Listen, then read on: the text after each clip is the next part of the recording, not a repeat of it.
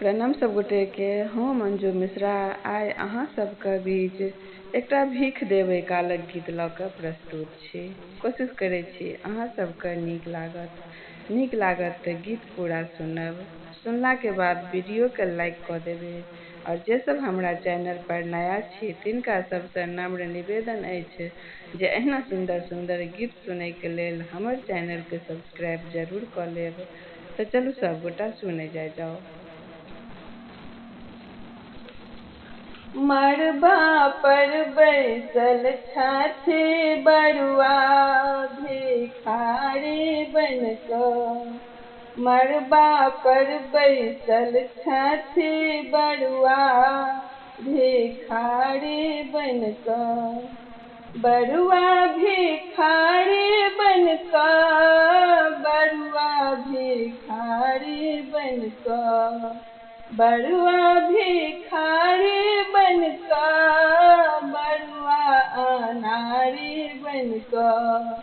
मड़बा पर बैसल छथि बरुआ भिखारी बनकऽ। मड़बा पर बैसल छथि बरुआ भिखारी बनकऽ।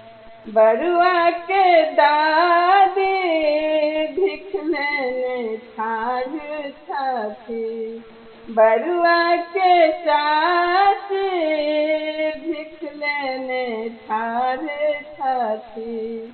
भिखो आगर मंगै छथि बरुआ भिखारी बनकऽ।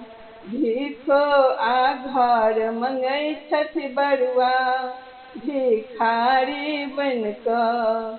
मड़बा पर बैसल छथि बरुआ भिखारी बनकऽ। बरुआ के नानी भिख लेने ठाढ़ छथि, बरुआ के नानी भिख लेने ठाढ़ छथि।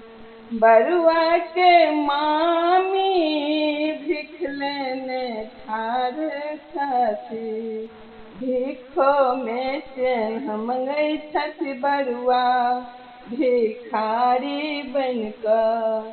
भिखो में चेन्ह मंगै छथि बरुआ भिखारी बनकऽ। मड़बा पर बैसल छथि बरुआ भिखारी बनकऽ। बरुआ के आमा भिख लेने ठाढ़ छथि, बरुआ के मौसी भिख लेने ठाढ़ छथि। बरुआ के आमा भिख लेने ठाढ़ छथि।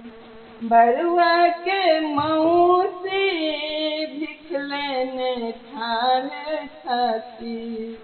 भिखो में फल मंगै छथि बरुआ भिखारी बनकऽ। भिखो में मधुर मंगै छथि बरुआ भिखारी बनकऽ। मड़बा पर बैसल छथि बरुआ भिखारी बनकऽ। बरुआ के दीदी भिख लेने ठाढ़ छथि, बरुआ के पीसी भिख लेने ठाढ़ छथि।